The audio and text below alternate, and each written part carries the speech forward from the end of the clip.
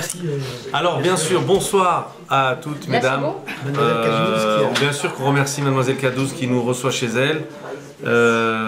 Donc, on la remercie pour ce shiur. Elle a réservé pour l'année prochaine. Elle a réservé. Ouais, même date, même jour, même heure, même endroit. Be'ezrat Hashem, avec plaisir, caché. Hanou Vizakenu. Alors, comme on parle l'année prochaine, qu'on soit tous inscrits, scellés dans le livre de la vie. Comme ça, l'année prochaine, Be'ezrat Hashem, on aura le plaisir et la joie de se retrouver en présence de Rav Daniel Zekri, qui est l'instigateur de ce shiur. Et c'est les Nishmat, Sarah Stern Bat Mesoda. Sarah Stern Mesoda Batrana. Voilà. Sarah Stern Mesoda Batrana, Te Nishmatat Soa Besoa Chaim. Amen. Alors, bien sûr, mesdames, on va parler de Rosh Hashanah, parce que c'est un temps d'urgence. Et d'abord, il nous faut essayer de définir des concepts dont on entend parler usuellement, mais alors vraiment on entend parler à tout va.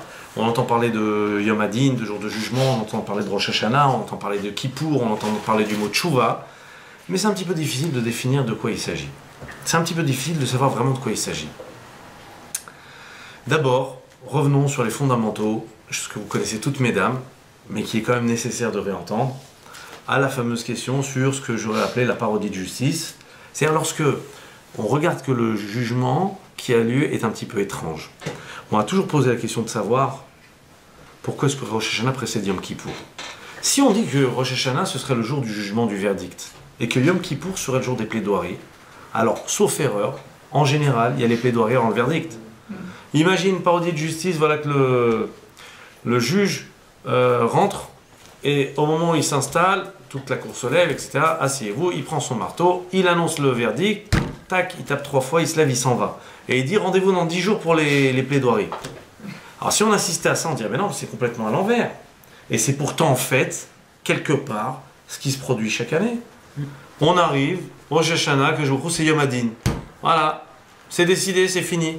Puis rendez-vous dans 10 jours pour demander pardon. Mais c'est fini, c'est fixé. Il lui fallu normalement qu'il y ait Yom Kippour avant. On passe une bonne journée, on s'explique, on trouve nos circonstances atténuantes. On est là, on est en train de... Donc il faut expliquer pourquoi est-ce que Rosh Hashanah précède-t-il Yom Kippour. Pourquoi est-ce que le jour du jugement précède le jour des plaidoiries. Plus que ça, il faut définir sur quoi sommes-nous jugés à Rosh Hashanah. Sur quoi est-ce qu'on est jugé? Parce que si maintenant, le jour de Rosh Hashanah, on est jugé d'emblée, et on ne peut pas s'expliquer, et Hachem il regarde, il n'est pas en train de regarder, on n'a même pas le droit de prononcer les bêtises qu'on a fait, on n'a même pas le droit de s'excuser, alors sur quoi est-ce qu'on est jugé? Sur quoi sommes-nous jugés? Si maintenant on peut pas, on ne regarde pas les plaidoiries, on ne regarde pas les faits, on ne regarde pas ce qui s'est avéré, on ne regarde pas si on avait des circonstances, simplement on prononce le verdict. Alors à quoi ça sert après de présenter des plaidoiries et de venir et s'excuser 10 jours plus tard? Il faut qu'on comprenne. Et là, mesdames, vous savez toutes, car au Rosh Hashanah, nous ne sommes pas jugés sur ce que nous avons fait, mais sur ce que nous voulons faire. Alors là, ça se complique. Parce qu'être jugé sur ce qu'on veut faire, Azot Omeret. Je vais être jugé sur ce que j'ai envie de faire. Je vais être jugé sur ce que j'ai envie de faire. Mais qui me dit d'abord que je vais faire, et que ce que je vais faire, je vais le faire. Et puis ensuite, il y a des vœux pieux. Des pieux vœux et des vœux pieux. On est là, oui, alors ça y est. Vous connaissez la disparition du crocodile? C'est quoi les larmes du crocodile? Chaque année on est là, ça y est, je recommence plus, je recommencerai plus et tout. C'est comme pour le régime là. Quand on craque, on mange un petit truc, on dit allez c'est demain j'arrête. Ah, le lendemain on dit bah ça va, c'est le week-end, alors je commencerai le régime lundi. Ah déjà lundi, bah tu sais quoi je fais, je commencerai une fois une semaine entière. On va pas faire un truc à moitié. Alors, oui, n'est-ce pas? Dimanche prochain. Et puis en plus, il y a le mariage, alors il faut qu'on profite. Et puis il y a Shabbat, et puis oh, il y a les fêtes, Soukot. Qu'est-ce qu'on va se mettre? Et puis voilà, et puis voilà, et puis voilà. Après les fêtes. Et on voit, effectivement, on ne sait pas, des fois on prend des résolutions, de quoi il s'agit. Donc on sait qu'on est en train de parler de se préparer. En fait, de se préparer à ce Yom Hadin exige pour chacun d'entre nous d'abord de savoir clairement où on en est et quelles sont nos aspirations. Bien sûr, de quelles aspirations s'agit-il? Vous savez qu'on dit que Shosha Sarim Nistachim, il y a 3 livres qui sont ouverts le jour de Rosh Hashanah. Sifrei Chaim, Sifrei Metim, Sifrei Benonim, ou Sifrei Rechaim, Sifrei Tzadikim, Sifrei Benonim, le livre des mécréants, des Rechaim, le livre des Tzadikim et le livre des moite-moite. En général, on dit qu'on est des moite-moite, c'est nous. Alors les Rechaim, on dit tout de suite, ils sont Hachem Yatzinu inscrits et scellés dans le livre de la mort. Les Tzadikim sont tout de suite inscrits et scellés dans le livre de la vie. Et les Benonim, c'est du moite-moite. Maintenant, il faut regarder, qu'est-ce que ça veut dire? Qu'est-ce que ça veut dire maintenant si on est jugé par rapport à nos aspirations? Alors qu'est-ce qui se passe après? Et donc ouais, et si on se trouve au milieu? Et c'est quoi ces livres? C'est quoi le livre de la vie? Si bien qu'il y en a qui ont posé la question, qu'on dit mais attendez, tu crois vraiment que le jour de Rosh Hashanah, paf, on va remplir des livres, mais le lendemain c'est un hécatombe, hein. C'est pas Irma qu'il faut, c'est Irma, c'est comment il s'appelle Irma, Roger, je sais plus comment il s'appelle, José, Irma et tous les autres, Katrina ou je sais plus quoi. Alors si c'est ça, ça doit être un hécatombe le lendemain de Rosh Hashanah. Et Baruch Hashem, bon, c'est pas le cas. C'est pas le cas. Il y a une question qui ressemble un petit peu à ça, puisque nous sommes en train d'en parler, dans la paracha qui arrive. La paracha dans laquelle nous arrivons s'appelle parachat Nitzavim. Nitzavim, c'est-à-dire présent. Atem Nitzavim ayom kulechem. Vous êtes tous présents aujourd'hui.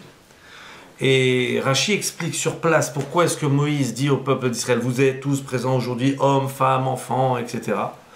On dit parce que dans la paracha qui précède la paracha qu'on va lire, où Moïse dit, Moshe Rabbeinu dit, vous êtes tous présents aujourd'hui devant Akadosh Baruch Hu, la paracha qui précède est remplie de malédictions. Si vous ne faites pas, vous aurez ça, vous aurez ça, vous aurez ci, vous aurez ça. Au point que les commentaires disent, Itrilou penem morikon. Ils ont commencé à verdir de peur. Si bien que Moshe Rabbeinu il est venu, il a dit non, vous inquiétez pas. C'est vrai, on a dit que si on fait pas, on recevrait ci, on recevrait ça. Mais bon, quand même, vous voyez bien que vous êtes tous là, et puis finalement vous êtes des gens bien, et puis finalement ça va bien se passer. Ce qui nous avait amené à poser la question, et on avait illustré ça de la sorte, c'est comme si jamais vous avez une école, un établissement, et il y a le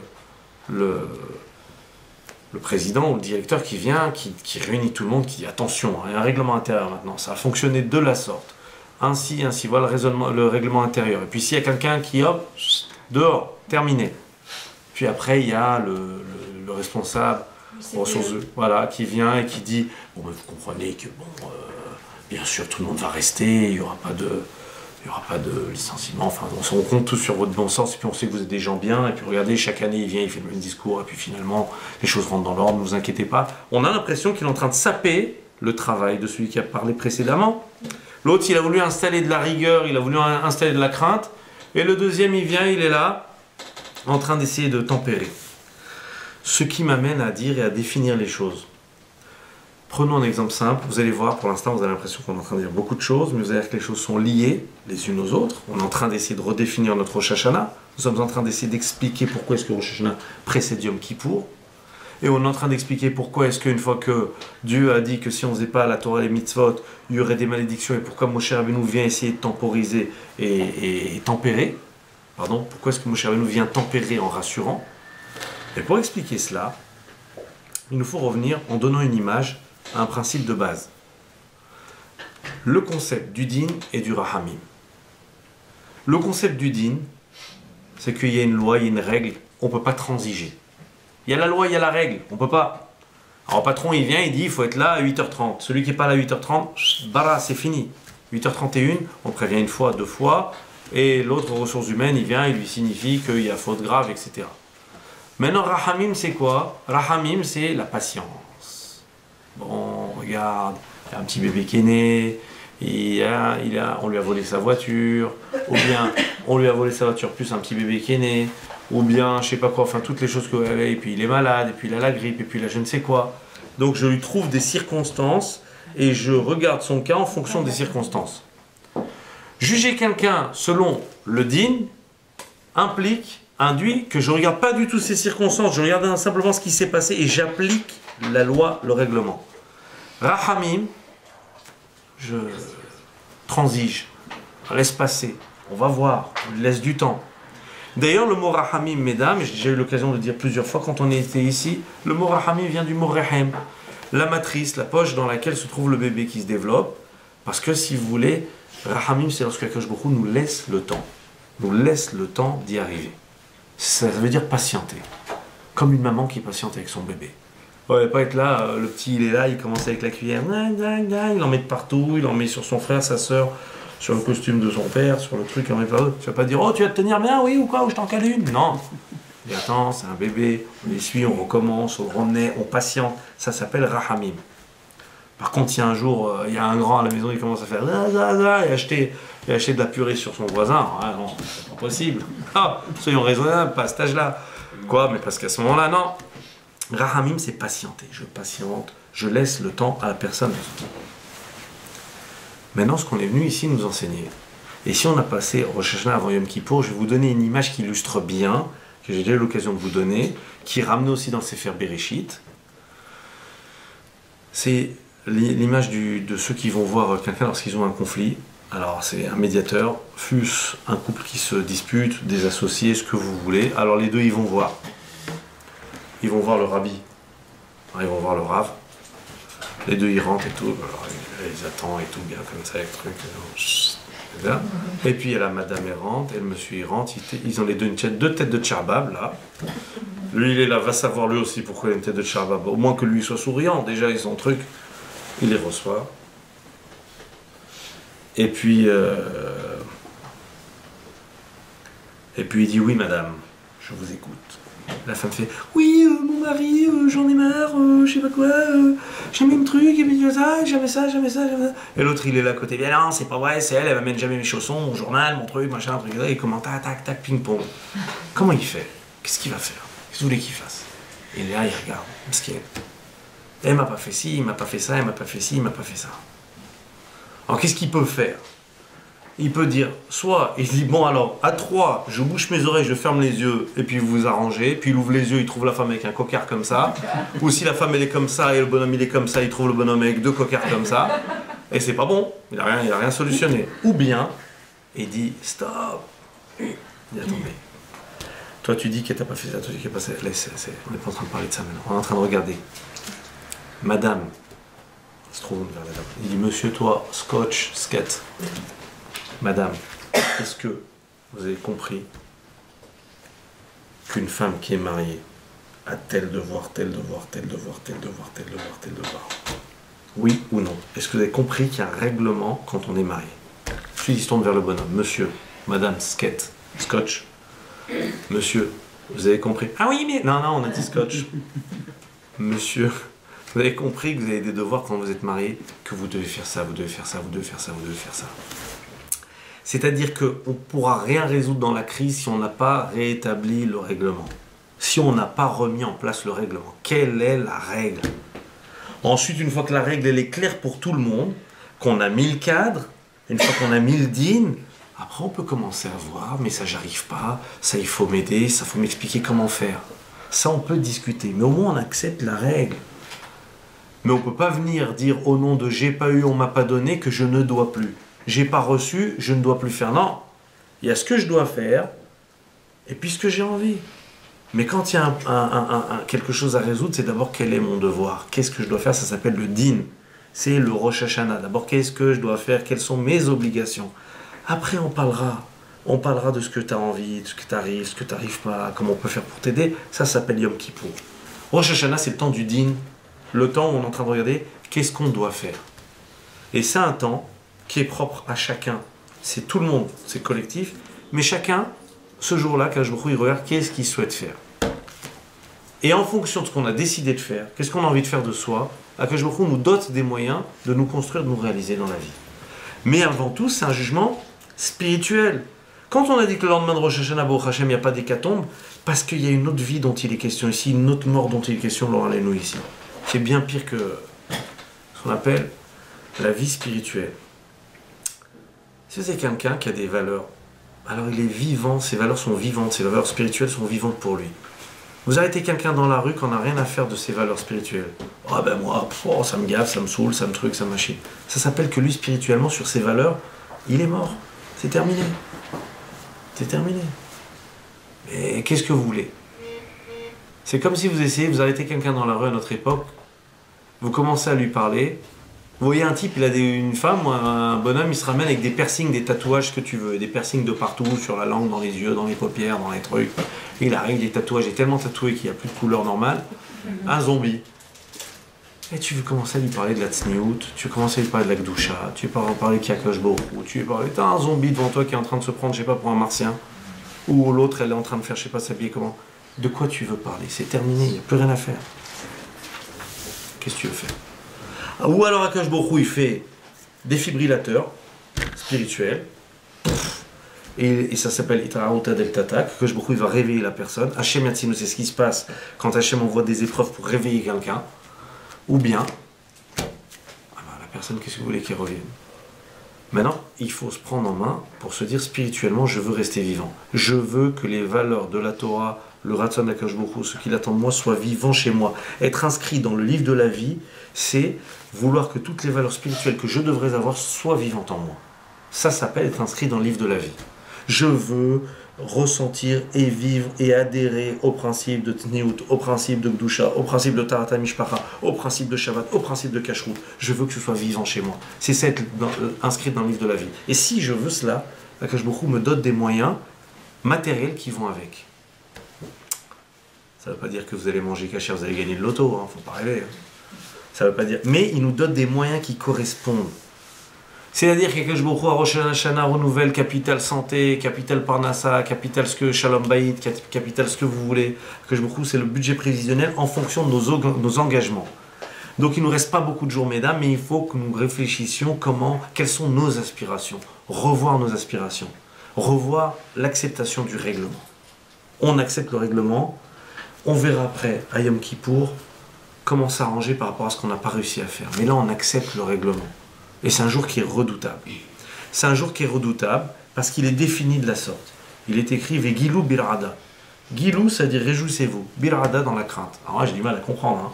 Quand quelqu'un il se réjouit, normalement c'est la fête, c'est la teuf, il est content, il est bien, super, une bonne ambiance. Ouais, on s'éclate, super. Alors, ouais, il y a des bruits que je t'entends pas, c'est la fête. Mais si quelqu'un il est dans la crainte, alors j'essaie d'imaginer comment ça va d'être dans pleine fête, se réjouir et en même temps avoir peur. Ça fait un truc bizarre. Ça va faire ouais, super, oh, j'ai la trouille. Enfin, je sais pas comment ça fait d'avoir les deux à la fois. Mais c'est ça, Zéouzé, Vegilou, Birada, Alma Medoubar. De quoi est-ce que nous sommes en train de parler? Nous sommes en train d'expliquer que le jour de Rosh Hashanah, mesdames, et si c'était des messieurs, j'aurais dit aux messieurs, vous réservez votre plus gros bonjour, votre plus grand sourire à tout le monde, votre plus beau Shana Tova, toute votre attention, comme si tout va bien, on est dans le meilleur des mondes, comment on est en train de parler aux autres, comment on est délicat, comment on est patient. Mais au fond de vous, vous avez la trouille parce que vous savez que maintenant Akadosh Baruch Hu, il est en train de décider pour tout ce qu'il va y avoir dans l'année, parce que ce qu'il va y avoir dans l'année découle de notre engagement et des résolutions, des aspirations spirituelles que nous avons. C'est-à-dire qu'en même temps, je sais que ce qui se passe, chaque minute qui passe dans la journée de Rosh Hashanah est déterminante. Tu vois, à la 6e heure de Rosh Hashanah, un truc détermine ce qui va se passer dans l'année parce que ça va faire qu'à ce moment-là, je serai chaud, je serai pas partant ou pas très engagé ou pas très partant. C'est pour ça que quand vous rentrez le soir de Rosh Hashanah, on fait le Seder, on arrive le soir. Imaginez le gars il rentre chez lui. C'est exactement comme si on doit se faire juger. Il y a le juge qui est là, et qu'est-ce qu'on fait à Rosh Hashanah? On tape chez le juge, on rentre, et puis on s'assied, on lui dit alors je viens, il y a le juge, il est chez lui, et puis je fais waouh, des crackers. Et j'ai été accusé, je sais pas, parce que j'ai été condamné parce que j'ai brûlé un feu rouge. Oh, des crackers. Que ça, tu vois, monsieur le juge, que ce sont que des feux rouges, et je m'arrête à chaque fois. Et puis ensuite je vois ça, je fais oh, des cacahuètes. Ça, c'est des feux verts, mais dès qu'ils viennent rouges, à chaque fois, un feu rouge, je m'arrête, un feu rouge, je m'arrête, un feu rouge, je m'arrête. Qu'est-ce qu'on est en train de faire le soir de Rosh Hashanah? On rentre chez nous à la maison, alors Kulanu Hachamim, Kulanu Tzadikim, on est là, Shirbu Zachriotenu Karimon, on ouvre une grenade, on voit des graines dedans, on ait du mérite comme toutes les graines qu'il y a dans cette grenade. Ensuite, chez Irbu Zachiotenu Karoubia, qu'on ait du mérite comme tous les grains de sésame.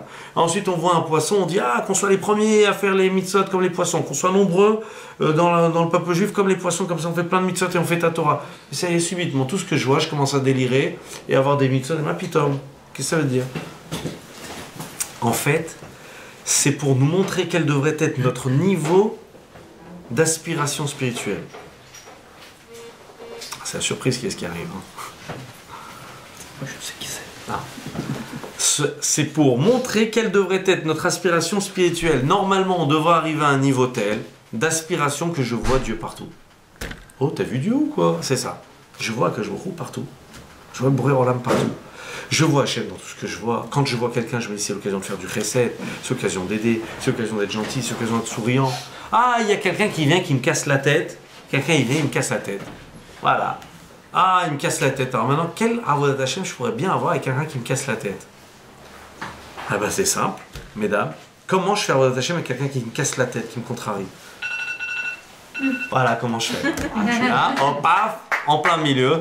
Comment je fais? Non, Je l'ai mis en silencieux, c'est l'alarme. c'est pas grave. Oui, ça veut dire que je dois m'arrêter de parler, que c'est l'heure.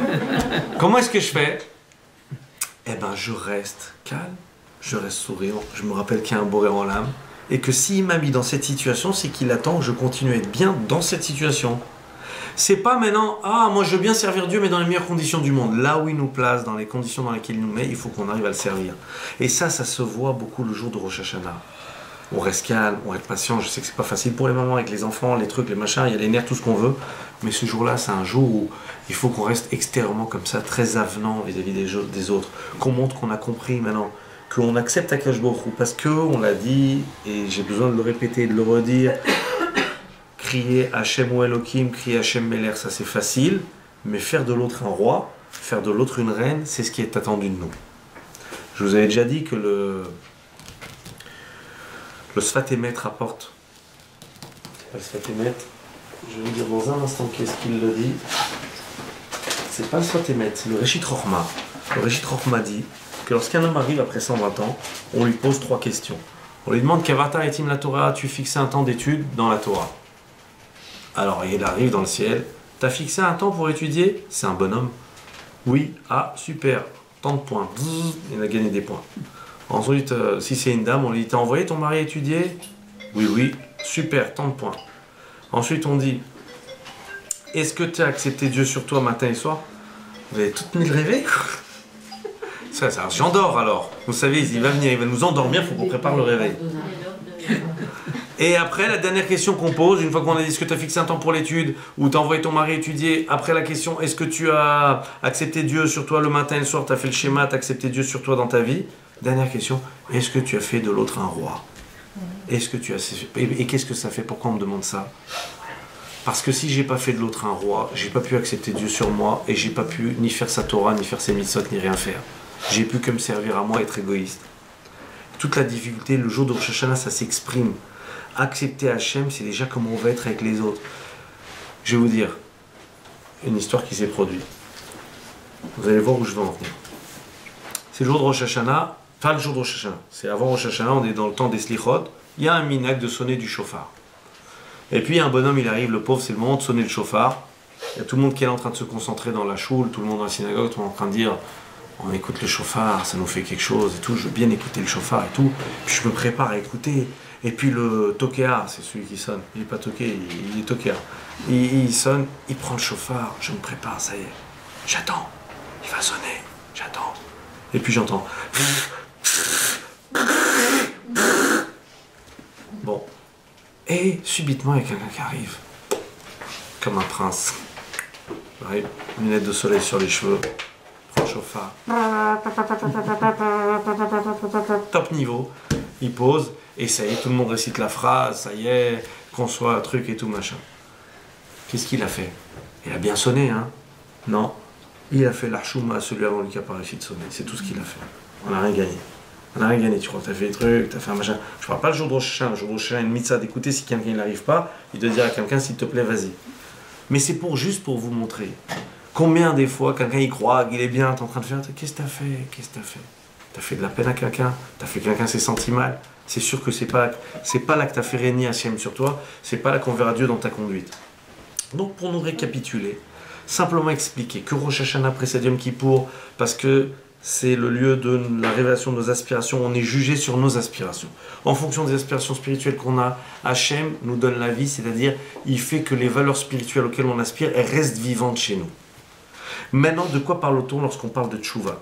Alors, mesdames, je voudrais vous parler d'un chidouche que j'ai jamais dit avant ce soir, il y a quelques temps. En tout cas, pour moi, c'est un chidouche. Maintenant, il y a ceux qui connaissent. Je suis sûr que peut-être vous connaissez toutes. Si on devait définir qu'est-ce que la tchouva, c'est quoi la tchouva? C'est quoi revenir vers Dieu? C'est quoi faire pénitence? C'est quoi? Ensuite, on se dit, ouais, toujours, je voudrais essayer d'être bien, puis il y a les bêtises qui reviennent. Vous savez qu'il y a ce qu'on appelle kinat hava et kavod, la jalousie, les envies et les honneurs. Et c'est les 3 péchés capitaux qui font que l'homme, les trois mauvaises midotes, les 3 mauvais caractères qui font que l'homme, à chaque fois, il tombe.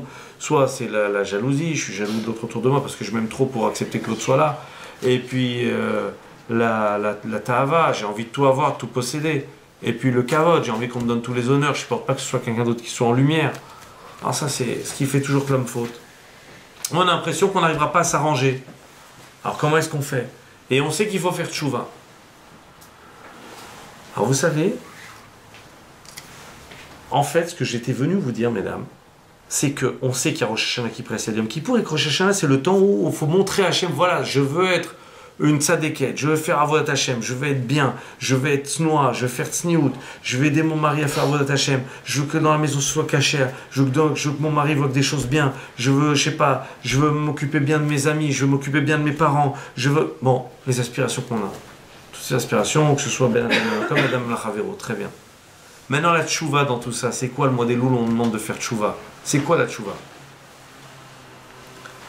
Alors, voici une définition qui est un petit peu rare à entendre. Vous savez, quand on parle beaucoup de ce qu'il faut faire pour être bien, il y a un très grand danger. À votre avis, mesdames, quel est le danger quand on dit toutes les recettes pour être bien? Ah ben la langue n'a pas d'os.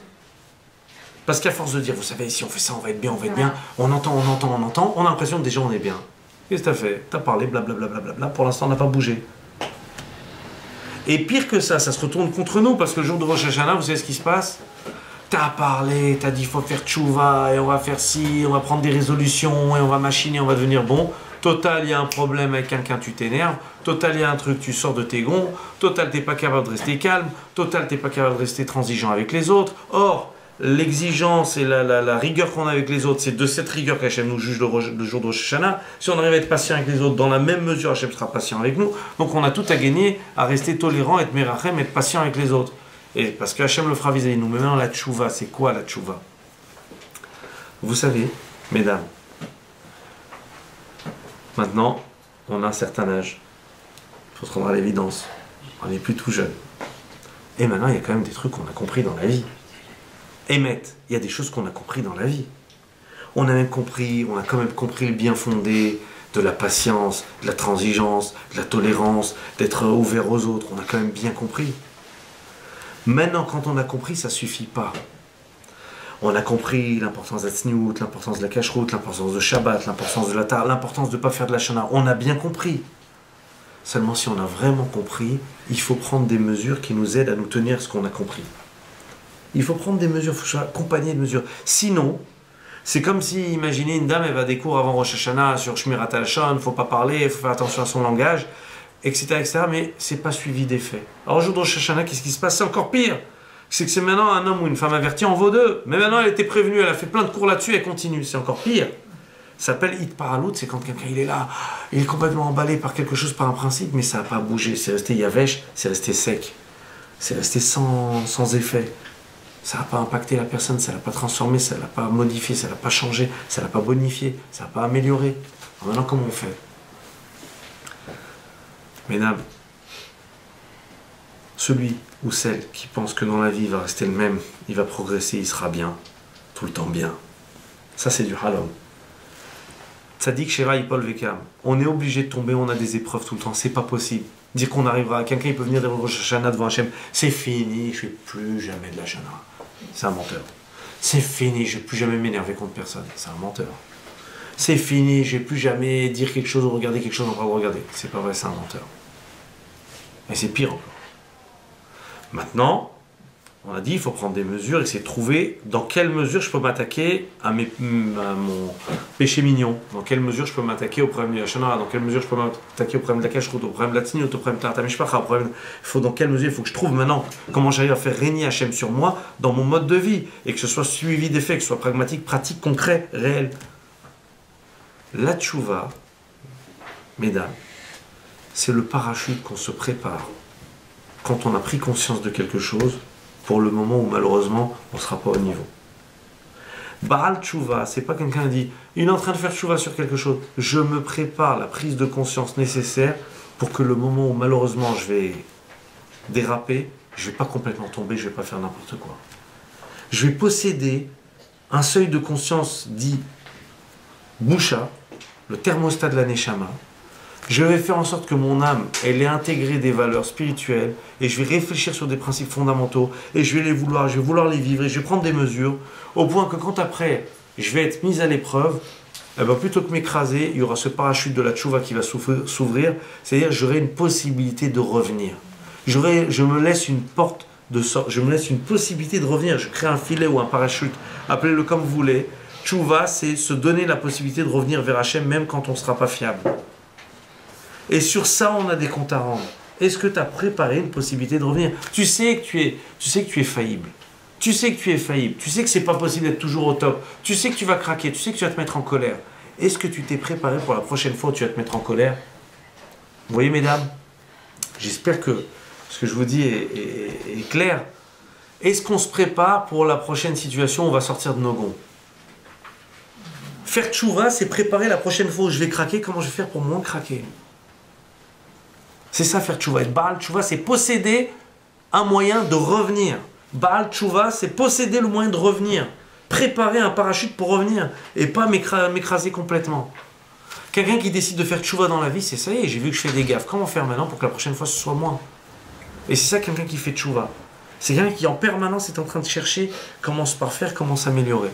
Et ça, c'est en réfléchissant aux situations, aux conditions de vie de chacun, conditions de vie de chacune.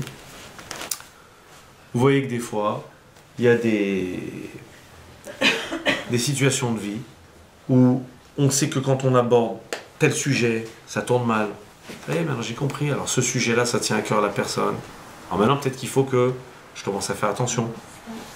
Ou je sais que tel moment, quand on est en train de parler ça rend nerveux. Ou je sais que moi, à tel moment, je suis nerveux. Par exemple, des gens, au matin, ils sont insupportables. Ça vous rappelle rien? Les gens, au matin, ils sont insupportables. Michel Fin, il se réveille tant qu'il n'a pas pris le café. Il y a Michel, truc, je sais pas ce qu'il a. Ouais. Eh ben, si on sait ça, c'est quand même pas le matin qu'on va commencer à faire toutes les grandes discussions avec cette personne et les tractations et les machins. C'est qu'il est pas bien, mais laisse-lui le temps d'être bien. Malarasot. Qu'est-ce qu'on peut faire? Vous avez quelqu'un, vous sentez qu'il n'est pas bien, vous n'êtes pas sûr qu'il est posé. Qu'est-ce que maintenant on va interpeller la personne, vouloir lui parler d'un sujet super important où on lui demande une réponse tout de suite et ça va, laisse le temps. Faire tchouva, c'est préparer aux prochaines situations de crise, comment les gérer et comment avoir un parachute pour éviter de se casser complètement la figure. Baal tchouva, c'est quelqu'un qui s'est donné une chance et donc quand il entend un nouveau principe dans sa vie, il l'assied complètement, il fait ce qu'on appelle la shava et la lève et il en tire des conclusions concrètes. Alors ce que je vous invite à faire, mesdames, comme ça je termine avec ça, c'est que ces aspirations que nous devons tous avoir pour la nouvelle année et qui feront qu'Hachem nous inscrira dans le livre de la vie spirituelle, qui fait et qui entraînera qu'Akadosh Baruch Hu nous donnera tout ce dont on a besoin, Be'ezrat Hachem, au niveau de la santé, au niveau de la famille, au niveau de nos enfants, notre famille, notre conjoint, etc. Tout ce dont on a besoin, on l'aura en rapport et en regard de tout ce qu'on aurait été capable de parfaire spirituellement, de vouloir en tout cas parfaire spirituellement. Mais si on fait tchouva, c'est que toutes les situations, on doit préparer à chaque fois comment faire maintenant. Quand j'ai entendu quelque chose, j'ai appris finalement, je suis hyper égoïste, on est tous égoïstes, on s'aime tous, on s'aime soi-même plus que les autres, c'est très difficile d'être tourné vers l'autre. Comment faire pour garder ça à l'esprit? Je vous donne un exemple que nous a dit ce matin le Rishon LeZion, Rav Amar, qui était de passage de Grand Mat Jérusalem, nous a donné un exemple. Vous savez que lorsque Yosef Hatzadik a été tenté par la femme de Potiphera, alors il n'a pas dit tout ça, je vous dis des choses que moi-même j'avais dit dans un autre shiur, mais il l'a ramené. Ça me l'a rappelé, et je suis content de vous le redire. Lorsque la femme de Potiphar a essayé de tenter de mettre à l'épreuve Joseph, alors c'est une tentation pour Yosef Hatzadik, et il y a écrit que elle était dans la chambre, sans doute, je ne sais pas si j'ai compris ou pas compris, en tout cas elle était s'allonger sur un lit ou je ne sais quoi, et elle a tiré Joseph vers elle, par son vêtement. Et lui, qu'est-ce qu'il a fait? Il a laissé le vêtement, donc il a laissé la veste, et il s'est sauvé. Il s'est sauvé, il est sorti à l'extérieur. Au passage, si vous me dites, mais si il s'est sauvé, c'est qu'il est sorti à l'extérieur, s'il est sorti à l'extérieur, c'est qu'il s'est sauvé. Non, c'est que dans la pièce, regardez jusqu'où ça va, dans la pièce, il a fait un bond, il n'a pas attendu une seconde, parce que s'il attendait une seconde, c'était fini. Et par contre, dehors, il est sorti, comme si de rien n'était, pour pas qu'on puisse imaginer quelque chose de mauvais sur elle. Pour pas qu'elle soit déshonorée, pour pas qu'on se dise ah regarde s'il se sauve c'est qu'elle a fait une mauvaise proposition, etc. Donc à chaque fois, très difficile de tout faire bien. En tout cas, on dit qu'au moment où elle a essayé de le relancer, il a vu apparaître Yukno Shel Aviv, il a vu apparaître l'apparence de son père, le visage de Yaakov Avinu. Mieux que ça il l'a pas ramené, mais c'est ramené dans un midrash, il y a écrit qu'au moment où il l'a vu, il est sorti de la chambre, puis après il a commencé à craquer, il a voulu retourner dans la chambre. Puis au moment où il a voulu rentrer, il y a une voix, une bat-colle, une voix céleste qui est sortie et qui a dit « Si tu retournes dans la chambre, je réduis le monde à néant, je détruis le monde. » C'est Akash Baruch Hu qui dit « Si tu rentres, je détruirai le monde. » Et moi, je vous pose une question simple. Je ne comprends pas pourquoi on l'appelle tzaddik. Pourquoi on l'appelle tzaddik? Mais vous prenez n'importe qui. Il veut faire une avéra, je sais pas, il voit Baba Saleh qui apparaît, ou il voit Rabbi Shimon Bar Yochai qui apparaît. Il voit des tzadikim, Rabbi Haim Pinto qui apparaît, il voit des tzadikim apparaître devant lui. Bien sûr qu'il va faire la avéra. N'importe qui, il veut faire une avéra, il sort, il sauve, après il veut retourner, il entend Hachem qui lui dit tu retournes, je détruis tout. Qui sait? Où est la tzidkout? C'est normal, on l'aurait tous fait. Oui ou non? Où est le mérite? Où est la grandeur de Joseph? Eh bien, mesdames, la grandeur de Yosef Hatzadik, c'est quoi? C'est qu'il n'a jamais vu l'image de son père apparaître. Et Dieu ne s'est jamais adressé à lui. Simplement, il a suscité dans son esprit l'image de son père, et il a suscité dans son esprit comme si il entendait vraiment Akash Baruch Hu qui lui disait « Tu retournes, je détruis le monde ». C'est-à-dire qu'il s'est figuré la chose, il s'est représenté la chose. Et si vous voulez, ce qu'on appelle faire tchouva, c'est se préparer à l'épreuve. Parce que Yosef Hatzadik, toute sa vie, quand il y avait un problème, c'était « J'imagine qu'il y a mon père qui est devant moi. Est-ce que je me conduis de la sorte ?» J'imagine qu'Akash Baruch Hu me regarde maintenant. Il a créé un monde pour que je fasse les choses telles qu'il le faut. Et si jamais je ne le fais pas, alors ça ne sert à rien que le monde ait été créé. C'est comme si on est en train de détruire le monde. C'est comme s'il annonçait la destruction du monde. Est-ce que je me construis de la sorte? Si quelqu'un arrive sans arrêt dans les situations où il prend conscience des choses, à les installer dans son cœur, jusqu'à en faire des réalités, jusqu'à en faire une vérité qui vit, c'est pas simplement, c'est pas virtuel, c'est quelque chose qui vit vraiment, qui ressent comme si c'était vrai. À ce moment-là, il s'est protégé, il se donne une chance de faire tchouva, il se donne une chance de revenir. Et même s'il craque, il hésite 2 minutes, il veut retourner, non, Akash Baruch Hu, il va l'aider. Il y a une porte de sortie. Hachem va l'aider. C'est le concept de la tchouva. La tchouva, c'est le parachute qu'on se prépare pour la prochaine situation de crise pour éviter de s'écraser. Alors maintenant, je termine par Bani Tefila, je termine par une fila, une bracha pour chacune d'entre vous, chacun d'entre nous. La vie est faite d'épreuves. Et vous voulez que je vous dise même mieux, le mois des loups, la Akash Baruch Hu, il est là. J'ai envie de dire, vous savez la différence qu'il y a, c'est une image que je donne moi maintenant, ça ne me dérange pas de l'assumer, la différence qu'il y a entre le mois des loups et les autres mois de l'année, c'est la différence qu'il y a quand le bébé il est dans le berceau et quand le bébé il est dans les bras de la maman. Le mois des loups, on est dans les bras d'Akash Baruch Hu. Le reste de l'année, on est dans le berceau devant Hachem. Le mois des loups, l'Akash Baruch Hu nous tient dans ses bras comme une maman, elle tient son bébé. C'est-à-dire qu'il nous tient avec toute l'affection, avec toute l'attention, etc. Donc il nous donne beaucoup d'aide pour nous arranger. Il nous aide, il facilite les choses. D'un autre côté, vous imaginez bien que c'est tellement beau qu'il y a des choses qui essaient de se déchaîner. Si vous observez vos vies, mesdames, je vous promets, soyez attentifs, vous allez voir ces derniers jours, vous allez voir qu'il y a des trucs bizarres qui arrivent à chacun. Je ne sais pas ce qui m'arrive, je sais pas, j'ai senti là c'était difficile, puis là j'ai senti quelque chose de difficile, puis là j'ai senti quelque chose de difficile. C'est quoi? Parce que tu es en train d'essayer de t'élever, tu es en train d'essayer d'arriver au but. Alors bien sûr, le Yetzirah, il se déchaîne, et il voit qu'il va vers l'agonie, alors il commence à bouger, mais il ne faut pas baisser les bras. C'est un signe qu'on est en train d'avancer, qu'on est en train de progresser. Alors mesdames, qu'est-ce qu'on fait? En premier, l'état des lieux.